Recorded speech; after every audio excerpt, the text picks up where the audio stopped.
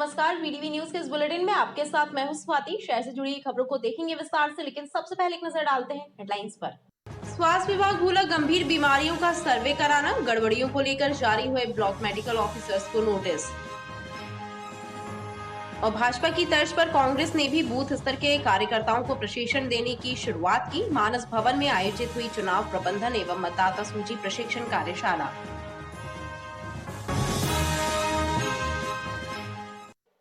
जिले में सड़क सुरक्षा जागरूकता सप्ताह मनाया जा रहा है। यातायात विभाग के अधिकारी कर्मचारी आम जनता के बीच जाकर सड़क हादसों से बचाव के तरीके और नियमों का पालन करने के प्रति जागरूक कर रहे हैं।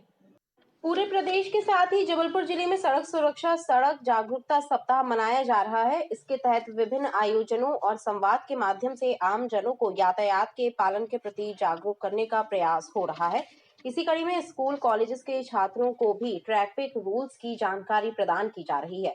शुक्रवार को एसपीटी के विद्यार्थी स्कूली छात्रों के बीच पहुंचे, जहां उन्होंने छात्रों से संवाद करते हुए बढ़ती सड़क दुर्घटनाओं पर विस्तार से प्रकाश डाला। उन्होंने छात्रों से ट्रैफिक नियमों का पालन करने की बात कही। साथ ही छात्रों को समझाइश दी कि दोपहिया वाहन चलाते समय हेलमेट का प्रयोग अवश्य करें। प्रदेश स्तर पर ट्रैफिक अवेयरनेस वीक सेलिब्रेट किया जा रहा है। उसमें हमने सेंट लॉइसिस के 9 से लेकर 12 तक के बच्चों को यहाँ पर ट्रैफिक अवेयरनेस, ट्रैफिक एजुकेशन के बारे में काफ़ी डिटेल में बताया है, वीडियो फिल्म के माध्यम से, प्ले के माध्यम से। और मैंने भी एड्रेस किया है कि आप लोग यातायात नियमों का पालन जरूर करें। और मैंने बच्चों से ये भी प्रॉमिस लेने के लिए बोला है कि आप अपने बर्थडे पे अपने पेरेंट्स से ये प्रॉमिस लें कि वे हेलमेट आवश्यक रूप से पहनेंगे, ओवर स्पीडिंग में कभी वाहन नहीं चलाएंगे, यातायात नियमों का आवश्यक रूप से पालन करेंगे। इस दौरान एक नुक्कड़ नाटक का प्रदर्शन किया गया। नाटक के माध्यम से छात्रों को समझाइश दी गई कि वाहन चलाते समय नियमों का पालन करना जीवन के लिए कितना जरूरी है।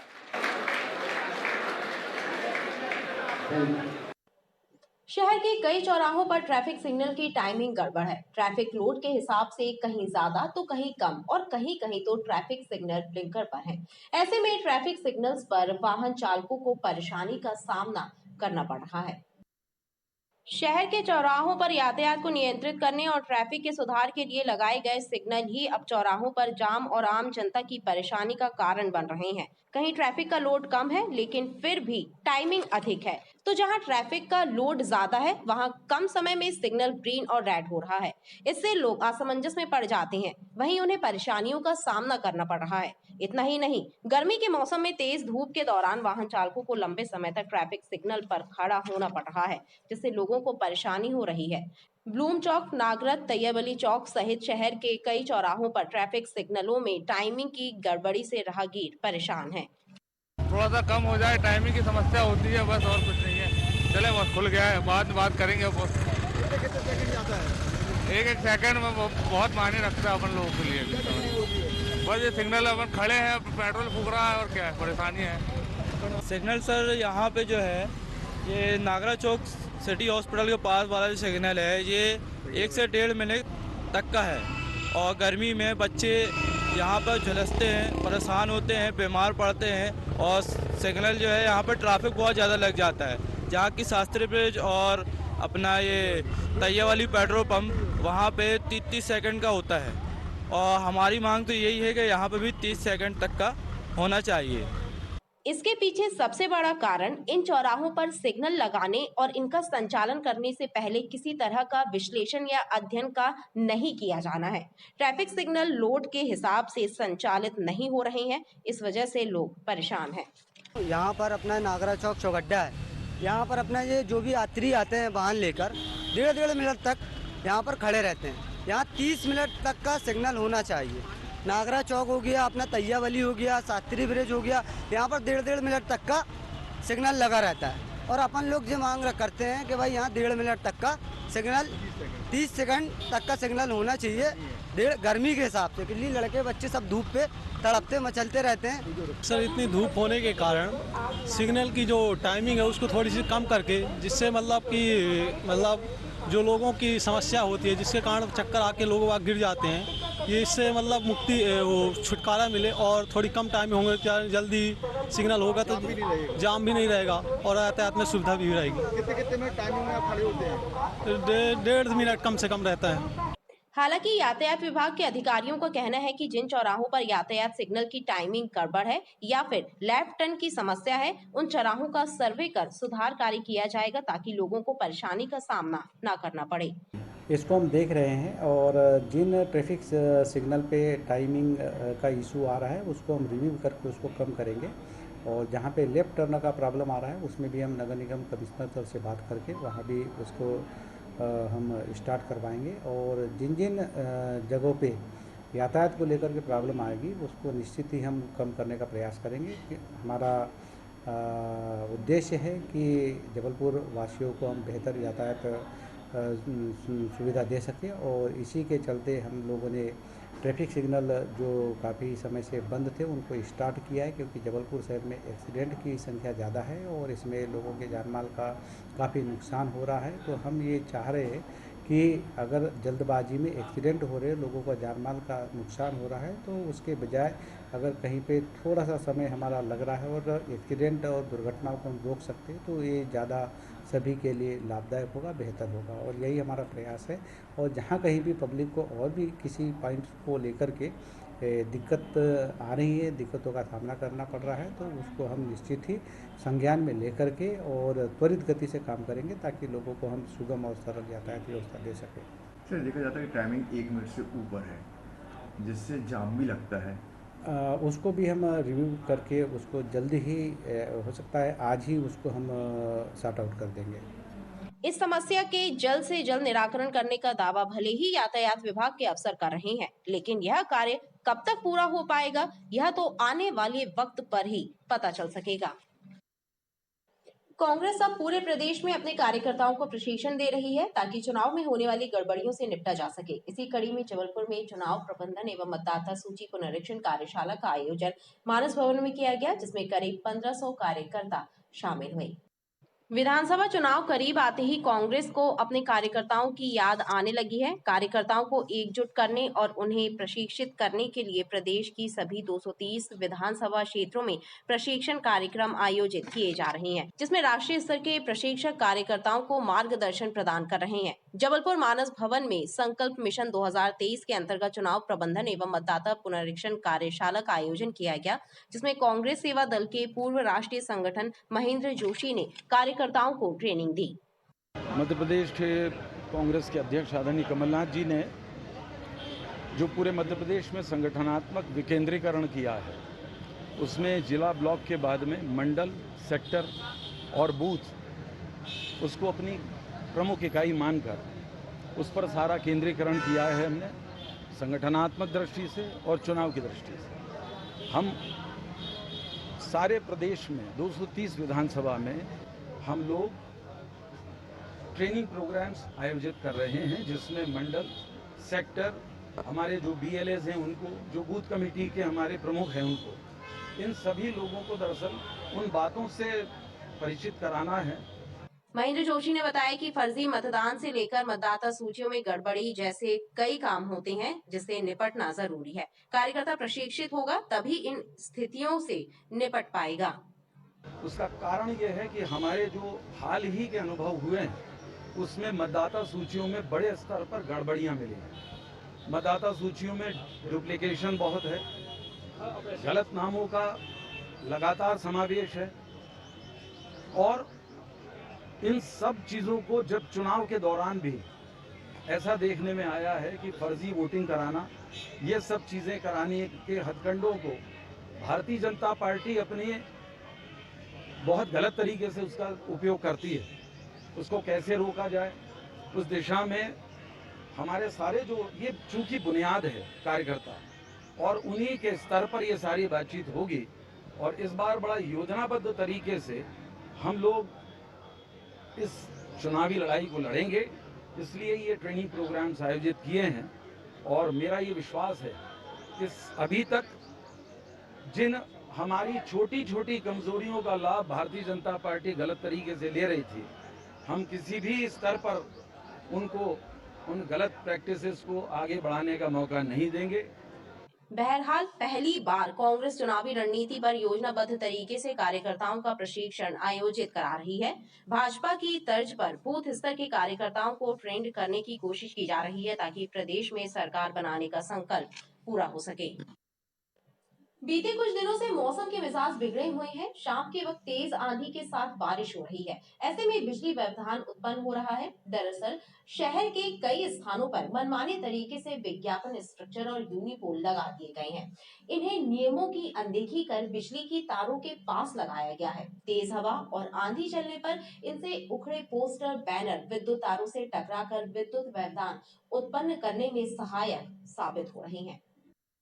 बीते कुछ दिनों से मौसम के मिजाज बदल रहे हैं। किसी भी वक्त तेज हवाएं, आंधी और बारिश का दौर शुरू हो जाता है। ऐसे में शहर का बिजली तंत्र लड़खड़ा जाता है। दरअसल शहर के अलग अलग क्षेत्रों में नियमों की अनदेखी कर बड़े बड़े विज्ञापन स्ट्रक्चर और यूनिपोल खड़े कर दिए गए हैं। मनमाने तरीके से खड़े किए गए यूनिपोल नियमों की अनदेखी कर बिजली लाइनों के पास लगे हैं, जिससे तेज आंधी और हवाएं चलने पर बैनर, पोस्टर फटकर विद्युत लाइनों से टकराते हैं और विद्युत लाइनों में फॉल्ट उत्पन्न हो रहा है, जिसका खामियाजा आम जनता को उठाना पड़ रहा है। हालांकि विद्युत विभाग के अधिकारियों का कहना है कि बिजली लाइनों के आसपास लगे विज्ञापन स्ट्रक्चर और यूनिपोल का सर्वे कराने की प्रक्रिया शुरू की गई है। जहां भी नियमों की अनदेखी की बात सामने आएगी, वहां यूनिपोल और विज्ञापन स्ट्रक्चर हटाने के लिए संबंधित विभाग से पत्राचार किया जाएगा।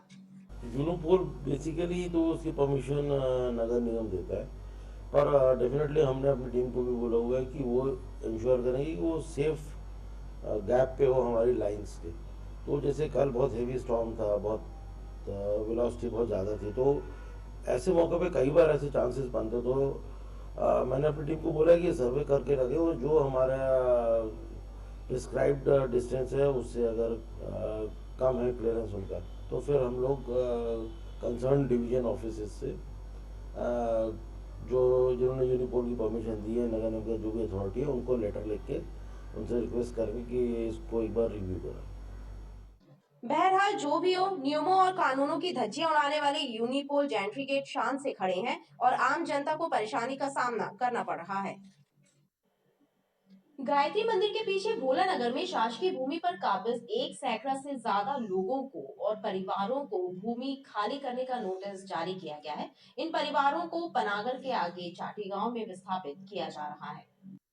गायत्री मंदिर के पीछे भोला नगर के सैकड़ों नागरिक कलेक्टर कार्यालय पहुंचे। शासकीय भूमि पर वर्षों से काबिज इन परिवारों को एडीएम कार्यालय से बस्ती खाली करने का नोटिस जारी किया गया है। प्रशासन इन परिवारों को पनागर के पास चाटी गांव में विस्थापित कर रहा है, लेकिन प्रशासन के इस फरमान से बस्ती वासी दहशत में है। उनका कहना है कि वह लोग वर्षों से भोला नगर में काबिज हैं और आसपास साधन भी उनके लिए उपलब्ध, लेकिन बस्ती खाली करने के बाद उन्हें परेशानियों का सामना करना पड़ेगा। चाटी गांव में दे रहे हैं मैडम, भोला नगर के रहने वाले हैं, वहाँ रह रहे हैं हम 20 वर्ष से रह रहे हैं और वहाँ मंडी में हमारी रोजी रोटी है मंडी से। हमें कल की डेट में तोड़ने के आर्डर दिया गया है, आदेश दिया गया है और वहाँ से उठा के हमें पहुँचा रहे हैं पनागर क्षेत्र में चटाई गांव में, जहाँ पे खाई है और बाजू से नाला है और छोटे छोटे बच्चे हैं वहाँ पे।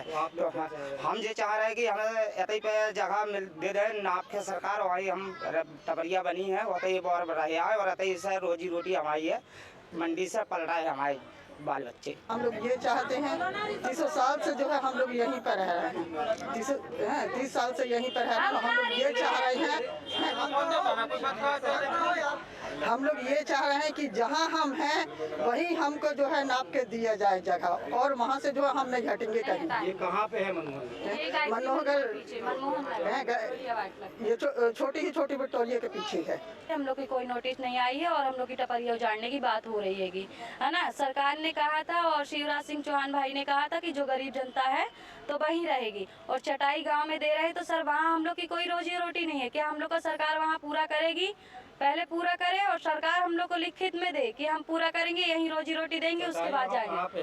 ये पनागर के बहुत आगे है और 3 किलोमीटर अंदर गांव है। आप लोग क्या चाह रहे हैं? हम लोग ये चाह रहे हैं कि हम लोग की छत्र छाया यहीं जबलपुर में दिया जाए। हम लोग रहवासी जबलपुर के 20 वर्ष से यहीं रह रहे हैं, हमारे सास ससुर सब यहीं मर रहे, तो हम लोग भी यहीं मरेंगे। हम लोग का यही कहना है और शिवराज सिंह चौहान भैया से यही निवेदन है।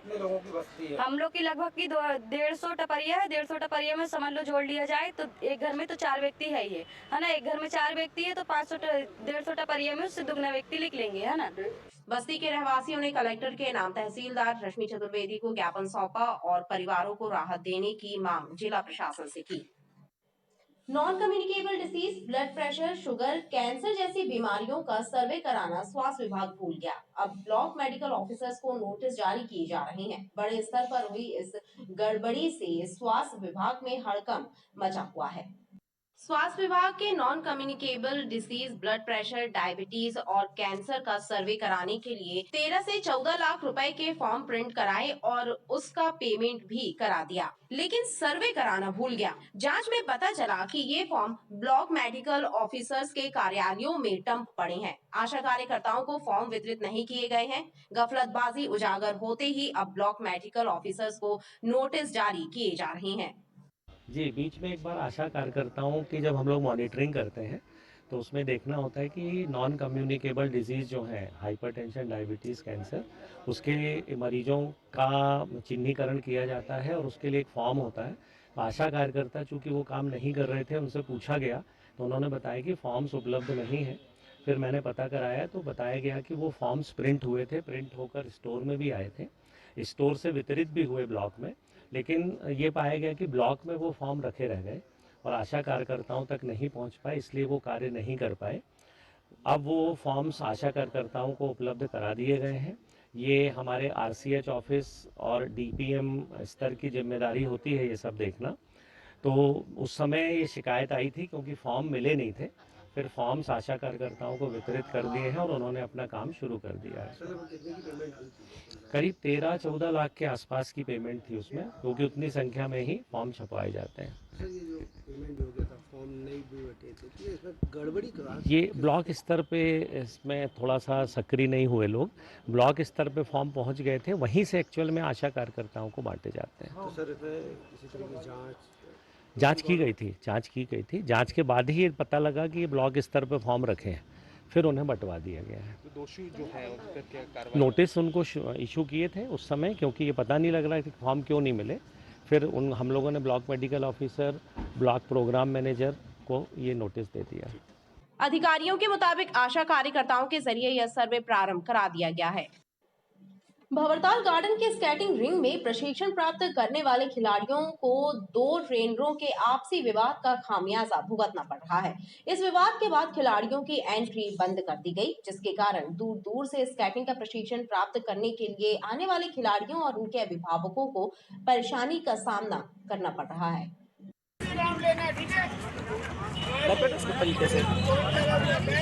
भंवरताल उद्यान का स्केटिंग रिंग शहर का सबसे अच्छा स्केटिंग रिंग है, लेकिन इस स्केटिंग रिंग में ट्रेनिंग प्राप्त करने आने वाले खिलाड़ियों और उनके अभिभावकों को वर्तमान में 2 प्रशिक्षकों में हुए विवाद का खामियाजा भुगतना पड़ रहा है। विवाद के बाद दूर दूर से स्केटिंग प्रशिक्षण प्राप्त करने आने वाले खिलाड़ियों की एंट्री बंद कर दी गई है। ऐसे में खिलाड़ी स्केटिंग रिंग के बाहर प्रैक्टिस कर रहे हैं, जिससे खिलाड़ियों के साथ ही उनके अभिभावकों को भी परेशानी हो रही है। 2 कोचों के बीच की एक आपसी रंजिश के कारण ये बच्चों को ट्रैक के बाहर भेज दिया गया है और इनको ना अंदर जाने दिया जा रहा है, ना किसी प्रकार की प्रैक्टिस की जा रही है। बच्चे जो हैं टूर्नामेंट की तैयारी कर रहे हैं आने वाले समय के लिए। एक तरफ मोदी जी खेलो इंडिया का प्रचार कर रहे हैं पूरे देश में, और दूसरी तरफ यहाँ पे यहीं के जो तिवारी जी खेल मंत्री जो हैं वो उस पर बिल्कुल ध्यान नहीं दे रहे। उनके कान तक बिल्कुल ज़रा सी भी बात नहीं जा रही है। मैं चाहूँगा कि ये चीज़ जल्दी से जल्दी चालू हो, ट्रैक चालू हो, जिसमें बच्चे अपनी प्रैक्टिस कर सकें। करोड़ों रुपए खर्च करके शासन ने इतना बड़ा ये भंवरताल गार्डन बनाया और उसके अंदर बच्चों के खेलने के लिए स्केटिंग की सारी व्यवस्थाएं की गई, पर अचानक ही वहाँ के कोचेस वगैरह में कुछ विवाद हो जाता है और वो स्केटिंग की जगह बंद कर दी जाती है और बच्चे बाहर खेलने के लिए मजबूर होते हैं।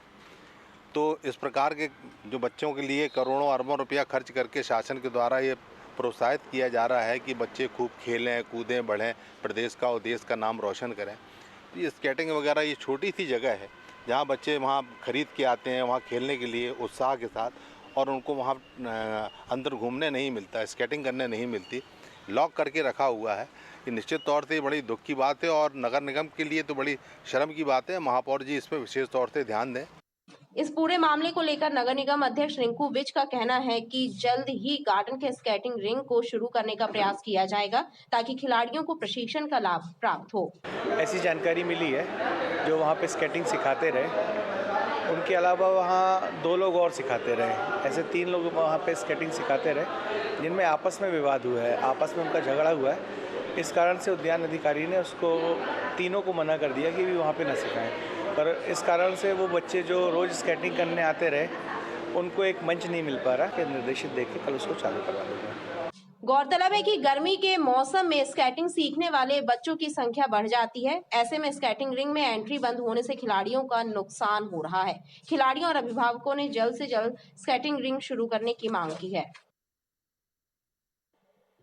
समाज को महंगी शादी एवं दहेज जैसी कुरीतियों से छुटकारा दिलाने के लिए यादव महासभा द्वारा 30 अप्रैल को सामूहिक विवाह का आयोजन किया जाएगा। महासभा के पदाधिकारियों ने पत्रकारों से चर्चा करते हुए बताया कि सुभाषनगर महाराजपुर में 51 जोड़ों का विवाह कराया जाएगा। अखिल भारतवर्षीय यादव महासभा के पदाधिकारियों ने पत्रकारों से चर्चा करते हुए बताया कि 30 अप्रैल को सामूहिक विवाह समारोह का आयोजन किया जाने वाला है। महाराजपुर सुभाषनगर में आयोजित इस कार्यक्रम में 51 जोड़े परिणय बंधन स्वीकार करेंगे। अखिल भारतवर्षीय यादव महासभा के द्वारा जबलपुर द्वारा निःशुल्क वैवाहिक कार्यक्रम किया जा रहा है 30 अप्रैल को, और ये कार्यक्रम हम सुभाषनगर हाउसिंग बोर्ड कॉलोनी में कर रहे हैं। चूँकि इतनी बड़ी जगह हमको कहीं मिल नहीं पा रही थी, वो जगह अच्छी समझ में आई तो सब लोगों ने जाकर वहाँ देखा और उसको पसंद किया है। निश्चित तौर पर अभी तक 13 शादियों तक का रहा है, लेकिन हमारे नई कार्यकारिणी जो आई है इनकी अथक मेहनत से, प्रयासों से, भाई शशांक यादव जी, भैया चंदन यादव जी, हमारी आदरणीय, ऐसा लगता है कि काफ़ी जन जागरण हुआ है और समाज में हम कुरीतियों को पीछे छोड़ते हुए आगे बढ़ने का प्रयास कर रहे हैं। यादव महासभा के पदाधिकारियों ने बताया कि समाज को महंगी शादियों एवं दहेज जैसी कुरीतियों से छुटकारा दिलाने के लिए यह आयोजन प्रतिवर्ष किया जाता है। मध्य प्रदेश के कई जिलों में तेज रफ्तार आंधी और बेमौसम की बारिश का दौर जारी है। प्रदेश भर में मौसम का मिजाज बदला हुआ है। पश्चिमी विक्षोभ के एक्टिव होने, नए सिस्टम बनने और ट्रफ लाइन के गुजरने की वजह से भोपाल, इंदौर, जबलपुर सहित प्रदेश के कई हिस्सों में हल्की बारिश और तेज आंधी चलने के आसार हैं। मध्य प्रदेश में आमतौर पर अप्रैल माह में भीषण गर्मी पड़ती है, गर्म हवाएं भी चलती हैं। प्रदेश में दिन का तापमान 42 डिग्री सेल्सियस के पार पहुंच जाता है, लेकिन अब की बार मौसम का अंदाज बदला हुआ है। तेज रफ्तार हवाएं और बेमौसम की बारिश हो रही है, जिससे सामान्य जनजीवन प्रभावित हो रहा है।